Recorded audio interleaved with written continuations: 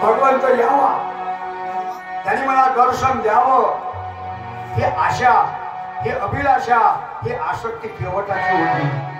आणि नेमका तो दिवस आला, त्या दिवशी त्याची आसक्ती पूर्ण होणार. आणि म्हणून नेमका निमित्त राम वनवासाला निघाले, पण कुणासाठी? केवटाच्या उद्धाराकरिता. हा रामाचं मुख्य कर्तव्य आहे. आणि म्हणून राम गंगेच्या काठावर आले, केवटाला आवाज दिला, केवट आला.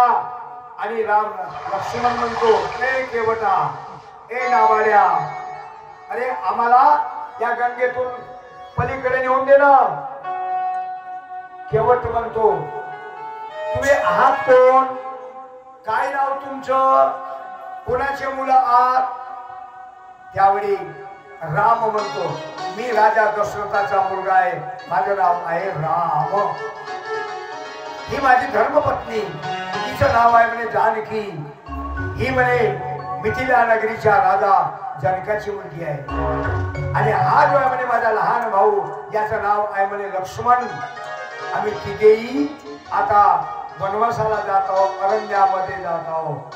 केवट म्हणतो, बाप रे बाप, तुम्हाला मला नावेमध्ये बसवून पलीकडे नेता येणार नाही. लक्ष्मण म्हणा, का का बरे? लोकांना तुम्ही पलीकडे नेता ना, मग आम्हाला का नाही? केवट म्हणतो, लोकांना नेतो पण तुम्हाला नाही. का बरं? केवट म्हणाला, सांगू काय, मला भीती आहे. कारण मी एक गरीब मनुष्य आहे, माझ्या पाठीमाग माझा प्रपंच लागलेला आहे. मला बायको आहे, पोरबाळ आहेत, नातू पत्रू आहेत, एवढा मोठा माझा परिवार आहे. आणि त्यांच्या उदरनिर्वाह करिता मला या गंगेमध्ये ही नाव चालवावी लागते. हो बरोबर आहे.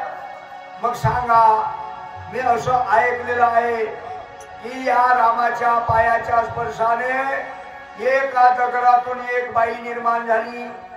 या रामाचा पाय जर का माझ्या नावेला लागला आणि माझी नाव जर का एखादी स्त्री बनली, बायको बनली, दोन दोन बायका कसा कसा पोषील बापा.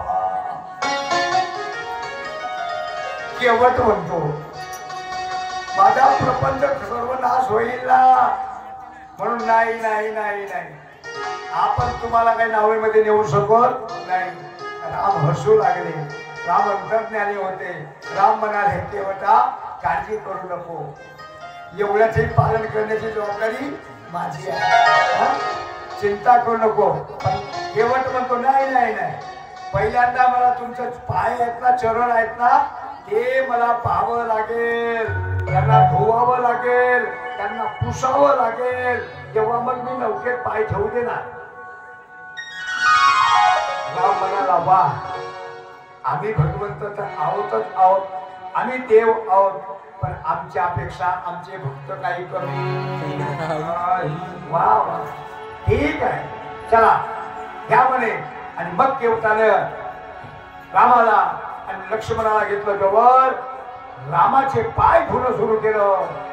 त्याचा अंतरंग काय आहे? अरे सगळं काय मिळतील आम्हाला, सगळं काय मिळतील, पण रामचरण सुख आम्हाला मिळणं कठीण आहे. ही नाटक होती शोक केवटाची.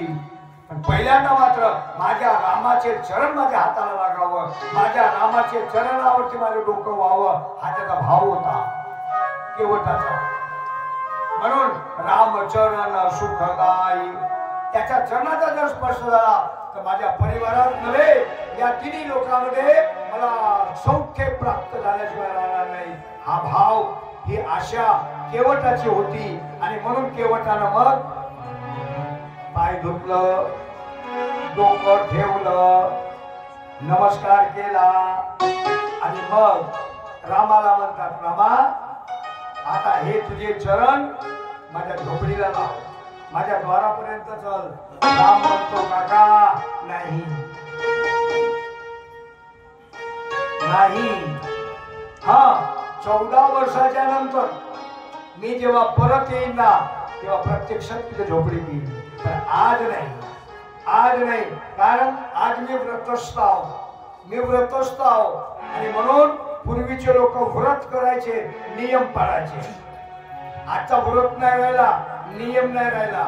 नियम चुकला, शिकारी शिकार झाला, आणि नियम साधला तर शिकारीने शिकार केली.